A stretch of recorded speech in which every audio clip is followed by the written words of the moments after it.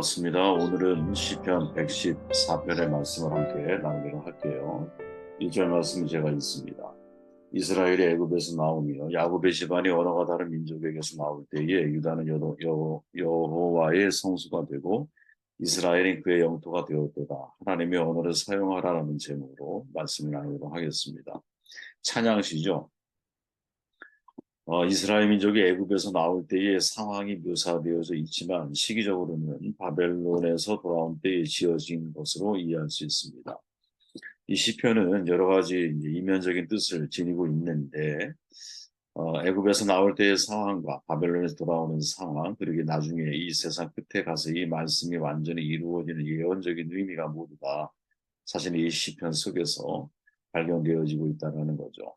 영적인 시각으로 우리 이제 신앙적인 관점에서 바라보면 교회와 연관된 의미를 가지고 있다라는 것을 깨닫게 돼요. 시인이 오늘 이제 1절에서 말하잖아요. 애굽에서 나오며 이스라엘이 애굽에서 나왔다. 이렇게 표현하죠. 야곱의 집안이 언어가 다른 민족에서 나올 때에 유다는 여호와의 성소가 되고 이스라엘은 그 영토가 되었다. 마치 교회를 의미하는 것처럼 보이죠. 애굽에서 나온 이스라엘, 다른 민족과는 다른 언어를 사용하는 야곱의 집안, 마치 교회에 관한 메시지를 우리에게 전하는 것처럼 느껴진다는 것이죠. 그렇게 이러한 관점에서 말씀을 우리가 묵상하다 보면 시인이 우리에게 전하려고 하는 중요한 메시지가 그 속에 담겨 있지 않을까 하는 생각을 해보게 됩니다.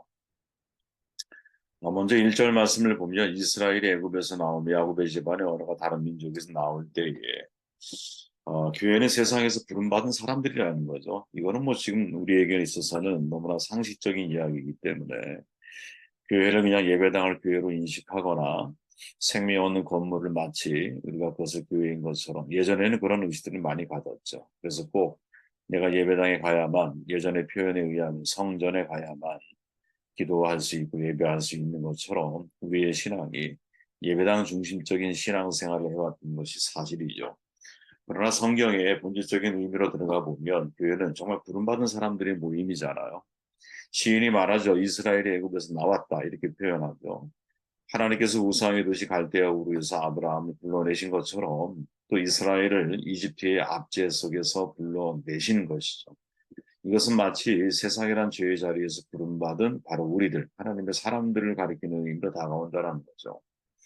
교회는 세상에서 부름받은 사람들이거든요. 사도 바울이 말한 것처럼 그리스도 예수 안에서 거룩하여지고 성도라 부르심을 받은 자들과 또 각처에서 우리 주 곧 그들과 우리 주 대신 예수 그리스도의 이름을 부르는 모든 자를 가리킨다. 이렇게 우리는 이해할 수 있죠. 부름을 받은 사람들이에요. 그들은 이미 그리스도의 이름을 부르는 자로서 그의 보혈로 거룩함을 입은 자들이죠. 그들이 비록 아직 완성되어져야 할 성화 남아있다 할지라도 예수 그리스도의 대속적 대신의 은혜로 인하여 이미 하나님 앞에서 거룩한 자, 성도로 불려진 자들이라는 거예요. 이것은 이미 확정된 성화 가운데 있는 거거든요.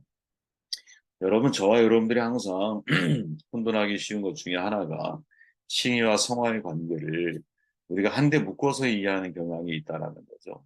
믿음으로 이미 의롭다 하심을 얻었기 때문에 현재와 앞으로의 불안함, 이것과 전혀 상관이 없이 우리는 이미 완전한 죄사함을 받은 거거든요. 완전히 의로움 상태를 얻은 거예요. 칭의는 성화와 전혀 사실은 관계가 없어요. 천국에 의인이 들어가는 것이죠. 그러나 그 의인은 성화로 인하여 성숙한 인격자가 되는 그런 의인을 말하는 것이 아니라 오직 솔라 피데 믿음으로 의롭다 함을 받은 자들이 들어가는 거예요. 성화, 구원받은 성도, 의롭다 하심을 받은 성도가 마땅히 하나님의 형상을 닮아가야 할 의무를 가리키고 있는 것은 사실이지만 그렇다고 해서 성화가 구원을 위한 필수 조건은 아니라는 거죠. 이것을 우리가 혼동하면 안 된다는 거예요. 내가 예수를 믿은 이후에 하나님 말씀을 순종하지 않아도 되느냐? 이러한 영지주의적인 관점을 가지고 인생을 살라는 말이 아니에요.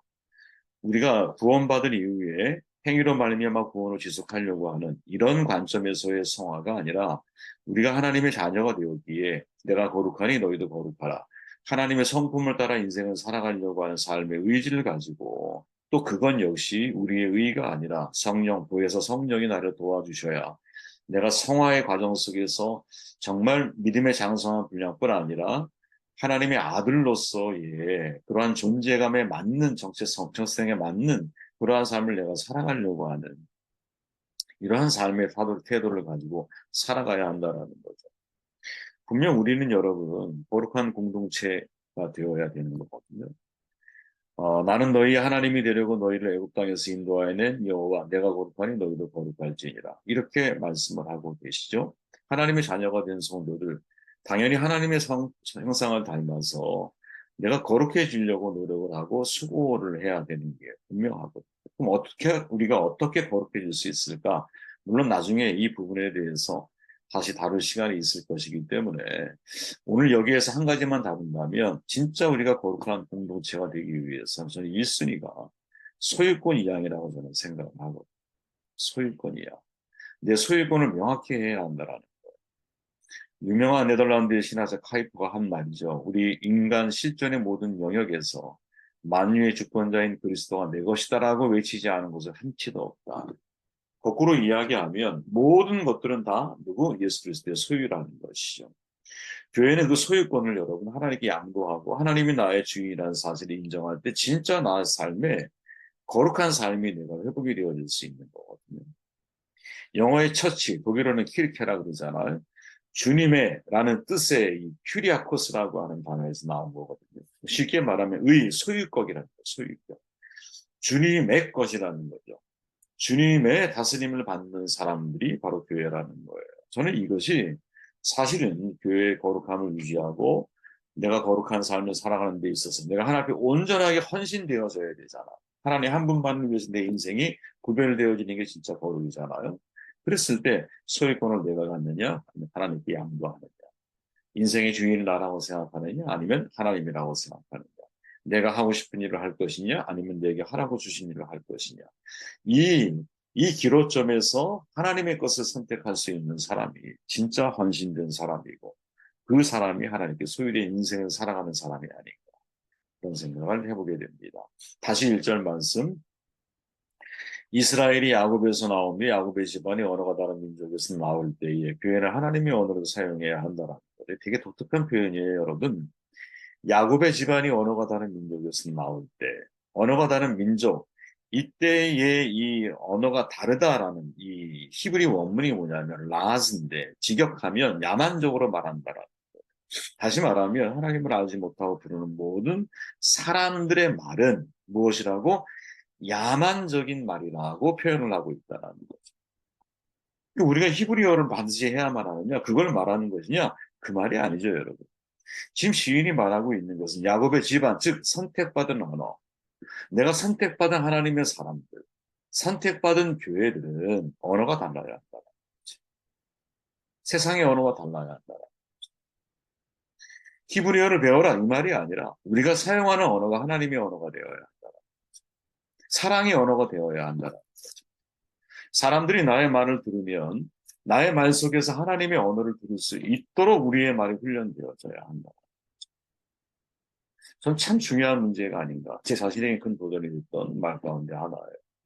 게리 체프먼이라는 사람이 있잖아요. 여러분 사랑의 언어라고 하는 책 속에서 이렇게 말하죠. 인간관계 속에서의 문제는 대부분 상대방이 내 사랑의 언어를 이해하지 못하는 것에 대해 불편을 느끼기 때문에 생겨납니다. 이렇게 말하면서 배우자나 자녀들이나 부모나 그 누구에게든 우리 주변에 있는 사람들에게 사랑받는다라는 느낌을 줄 수 있는 열쇠는 그들 각자의 주된 사랑의 언어를 찾아내어 지속적으로 그 언어를 사용하는 것입니다. 저는 참 우리가 유의미하게 한번 생각해 봐야 할 표현이라고 생각을 하거든요. 지속적으로 상대가 필요로 하는 상대가 들을 수 있는 사랑의 언어를 찾아내서 그 언어를 사용을 하는 것. 그러면 체프먼이 하나님이 우리에게 지속적으로 사랑의 언어로 말씀하시는 게 5가지가 있다라고 이야기를 하는 거예요. 5가지. 그 첫 번째가 뭐냐? 인정하는 말이다. 하나님이 쓰시는 사랑의 언어는 뭐냐? 상대방을 인정한다는 거. 성경에 보면 인간을 격려하는 하나님의 말씀을 많이 보 그리워 말라 내가 너와 함께 아닙니다. 이사야 41장. 제가 참 예전에 좋아했던 표현이 이상하네요. 저의 마음속에 항상 간직하고 있었던 이사야 41장 10절의 말씀에 놀라지 말라. 내가 내 오른손에 너를 강하게 붙들고 있다. 이런 표현이잖아요. 두려워 말라. 이게 하나님이 우리에게 있어서 우리의 삶을 인정하고 돌보시는 중요한 메시지라는 거죠. 내가 곧 생명의 떡이니 내게 오는 자는 결코 줄이지 아니할 터이요 나를 믿는 자는 영원히 목마르지 아니하리라. 인정하는 말, 이 사랑의 언어를 하나님께서는 유창하게 사람들을 향해서 고백하고 계신다는 것이. 그리고 이 언어에 훈련된 사람 나중에 특히 다윗 같은 사람은 이 언어를 가지고 하나님 앞에 찬양을 드리고 이 언어를 가지고 사람들을 대하는 그러한 모습을 성경은 우리에게 증언해주고 있다라고 말합니다. 그렇죠, 여러분? 우리가 상대방에 대해서 상대가 잘하고 있는 것, 무엇을 정말 잘하고 있는지를 정확하게 우리가 인정해 주는 것, 상대에게 정말 큰 용기와 격려가 되는 말 아니겠어요? 내가 상대에 대해서 인정하는 말을 하지 못하는 이유는 그 속에 시기심이 있기 때문입니다. 시기와 질투가 내 마음속에 있기 때문에 상대에 있는 모습 그대로를 우리가 인정해 주지를 못하는 거지. 그러나 마음을 넓게 크게 우리가 생각해 상대를 바라보면 상대가 정말 아름답고 좋은 모습들을 가지고 있는 것들이 있고 그것을 우리가 인정해 줄 수 있다. 마치 우리 부모들이 자녀를 바라볼 때 서구인들은 자녀를 키울 때 한 가지를 잘하면 그걸 그렇게 칭찬해 준다 그러잖아요. 우리 동양인들은 칭찬에 인색해. 그죠? 근데 서구인들은 안 그렇다 그러죠. 저는 좋은 거는 좀 본받아야 한다고 봐요. 그걸 좀 인정해 줄 줄 알아야 된다라는 거지. 하나님이 그런 분이다. 또 하나님이 쓰시는 사랑의 언어 가운데 두 번째가 뭐냐? 친밀한 시간이라는 거죠. 구약의 하나님께서 아브라함에게 하나님의 친구라고 아브라함이 불려주잖아요. 그죠? 다윗에게 한 내 마음에 합한 자라고 하나님이 불러주시잖아요. 그 하나님의 마음이 드러나 있는 거지. 하나님의 마음. 진실하게 간구하는 모든 자에게 가까이 하시는도다. 하나님은 여러분 친밀하게 우리를 가까이 하기를 원하시는 거죠. 기도를 보통 사귐의 시간이라고 말하잖아요. 기도할 때 여러분 사귐의 기도를 드려야 한다는 거지. 내가 하나님과 사귀는 시간. 내가 하나님께 묻기도 하고 하나님이 나에게 답하시기도 하고. 어떠한 질문이라 할지라도 내가 하나님께 질문하면서 말씀의 해답을 찾으려고 할 때 하나님은 나에게 응답하신다고 저는 믿거든요. 이 마음이 우리 가운데 있어야 한다. 친밀한 하나님과의 시간을 내가 자꾸 가지려고 하는 것. 또 하나님이 쓰시는 사랑의 언어 가운데 선물. 요한복음 3장 16장 말씀으로 요약된다라고 표현을 해요. 하나님이 세상을 이처럼 사랑하사 독생자를 주셨습니다. 세품원에 의하면 하나님은 선물을 주시는 분. 이게 여러분 히브리인들의 역사 속에서 끊임없이 행동 언어로 표현되어진 중요한 모습이라는 거예요. 선물. 오직하면 여러분 구원이 뭐예요? 하나님이 우리에게 값없이 주신 은혜의 선물인 거예요. 선물은 대가를 지불하는 게 아니에요. 그냥 감사함으로 받는 거예요. 그래서 여러분 진짜 감사라고 하는 단어 속에는 그 가운데 카리스, 은혜라고 하는 단어가 포함되어져 있는 거예요. 은혜를 어떻게 우리가 돈으로 대갚아드릴 수가 있겠어요, 여러분? 은혜를 표현할 수 있는, 은혜를 갚아드릴 수 있는 최선의 방법은 여러분 감사. 그 감사가 여러분 형태를 갖게 될 때 찬양이 되는 것 아니겠어요? 예배가 되는 것 아니겠어요? 하나님께 감사합니다. 그죠? 그것이 우리가 말하는 제사고, 그것이 진짜 하나님께 드릴 수 있는 최고의 선물인 거죠. 하나님, 저를 이 땅에 태어나게 해주셔서 감사합니다. 지금의 부모 밑에서 자라게 하신 것 감사합니다. 저를 너무 자고하지 않도록 지금의 환경과 상황 가운데 살아가게 하신 것 감사합니다. 하나님 만나게 하신 것 감사합니다. 세상에 수많은 사람들이 있지만 그들은 머리로 하나님을 생각하지 않고 가슴으로 하나님을 품기를 하나님을 사랑하기를 하지만 하나님을 사랑할 수 있는 기회를 나에게 주신 것 감사합니다. 다 감사로 표현할 수 있는 것이죠. 그리고 이 감사가 있는 사람들이 사람들을 만날 때 선물을 줄 수 있는 주는 사람이 된다는 거야.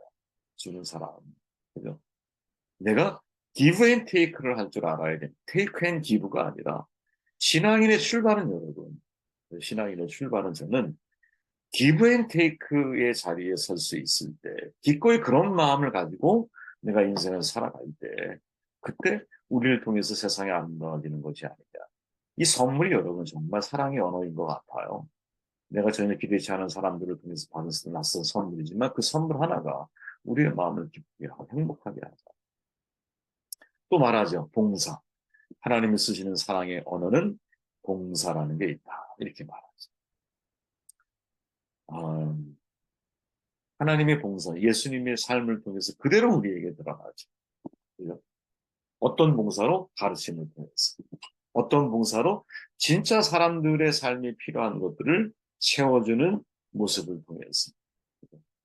진짜 봉사는 여러분 내 몸을 거기에 헌신하는 거죠. 지난 시간 우리가 말씀을 나눴지만, 주일에 말씀을 나눴지만, 여러분, 하나님이 이 땅에 오신 이 케노시스, 자기를 비우신다라고 하는 것은 여러분, 개념적인 말씀이 아니에요. 하나님의 자리에서 사람의 형체를 내고 이 땅에 오시는 거야. 우리가 여러분, 사람들을 사랑한다라고 하는 것은 내 몸을 써서 그 자리에 복전시켜 나가야 되는 거고. 그죠? 내 몸을 수고의 자리에 내가 세워야 되는 거야. 가르침의 자리에 세워야 되는 거예요. 영혼을 섬기는 자리에 세워야 되는 거야. 그리고 그 훈련들이 나로 하여금 진짜 봉사를 통해서 나를 바꿀 수 있게 만들고, 나를 먼저 변화시키고, 봉사를 통해서 상대방에게 선한 영향력을 미칠 수 있는 사람이 되는 것이죠. 관념적으로 사랑을 훈련하면 안 된다고 봐요. 내 몸이 사랑의 훈련에 익숙하게 길들여져 있어야 돼요. 내 몸이. 저는 우리 교육자분들이 교회 예배당에 오셔서 제일 먼저 하시는 일을 보면 그분의 태도를 이제 제일 먼저 느끼게 되는. 제일 먼저 와서 하시는 일이 뭐냐? 청소하는 일이에요. 왜? 나 혼자 쓰는 게 아니니까. 그죠? 늘 말씀드리잖아요. 청소는 나를 위해 하는 게 아니라 상대를 위해서 하는 거다. 그래서 청소하려고 하는 정신 속에 물론 스스로 여러분 더러운 걸 싫어하고 깨끗하고 안정된 걸 좋아한다면 당연히 그렇게 행동하겠지만 하지만 그 마음 중심 속에는 그 행동의 중심 속에는 타인에 대한 배려가 그 속에 담겨 있는 거. 그래서 먼저 쭉 둘러보고 어디가 지저분해져 있지 않나? 먼지가 묻지 않았나? 혹시 어디에 때가 묻지 않았나? 살펴가면서 청소를 싹 하고 다른 사람이 들어왔을 때 깨끗한 환경 가운데서 그 사람이 생활할 수 있도록 내가 도와주려고 하는 거. 이거 여러분 쉬운 것 같지만 쉬운 게 아니고요. 이 작은 일 같지만 여기에서부터 사실은 섬김의 이 훈련이 우리 가운데 이루어지는 거 아니겠느냐. 부모가 왜 자녀들의 옷을 빨아주고 왜 청소하고 왜 살림을 깔끔하게 해주려고 애쓰니까 그게 진짜 봉사 아니에요, 봉사. 그 수고들이 쌓여서 여러분 큰 일들이 이루어져 가는 거죠. 하나님이 우리에게 그렇게 하신다는 것이. 그리고 마지막 신체적 접촉이라는 표현을 써요. 그런 거죠. 신뢰하면서 진액을 이겨 눈을 이렇게 만져주는 일. 어린아이를 품어주시는 일. 제자들의 발을 씻겨주시는 일. 즉 신체적인 접촉을 통해서 꼭 필요한 접촉을 통해서 특별히 그들의 아픈 부위, 더러운 부위들을 깨끗하게 해주고 낫게 해주려고 하는 이 접촉을 통해서 하나님께서 당신의 사랑의 언어를 우리에게 표현해 주신다는 거죠. 애무라고 하는 책이 있다고 그랬죠. 이상하게 생각하시면 안 돼요. 뭐냐? 접촉하지 않으면 생명을 살아갈 수가 없다. 실제로요. 우리가 접촉해주는 이 스킨십을 통해서 따뜻한 스킨십을 말하는 거예요. 이게 내가 안아주고 허깅해주고, 그죠? 그 한 번의 제스처가 상대에게는 큰 사랑의 언어로 다가갈 수 있다는 거죠. 그죠? 제가 여기서 여러분 주목한 건 뭐냐면, 우리가 하나님의 사랑의 언어를 말한다면, 보통 입으로만 말하는 걸 생각하기 쉽잖아요. 그죠? 인정하는 말. 말로 우리가 사랑의 언어를 해석하기 쉽잖아. 그러나 이 책은요, 여러분, 그걸 더 확대시켜. 내 전 존재의 인격을 다 포함시키는 거죠. 그래서 하나님과의 친밀한 시간, 또 내가 기꺼이 사람들에게 아무리 작은 걸 할지라도 주려고 하는 선물, 주려고 하는 마음, 그 행동, 그리고 내가 사람들을 위해서 봉사하는 것, 따뜻한 신체적인 접촉들을 통해서 사랑의 언어들이 표현되어질 수 있다. 이렇게 말을 하고 있죠. 이것이 여러분들에게 도움이 되어졌으면 좋겠어요. 결론은 그겁니다, 여러분. 교회 하나님의 언어를 사용할 줄 알아야 됩니다. 야곱의 집안의 언어가 다른 민족들과는 달라요. 교회는 여러분 언어가 달라요. 그죠? 우리의 언어가 달라요. 그리고 그 언어들이 모여서 사람들이 하나님을 경험하게 되는 것이 아닙니다. 이 은혜가 저와 여러분들의 삶 가운데 있기를 주의 이름으로 축원합니다.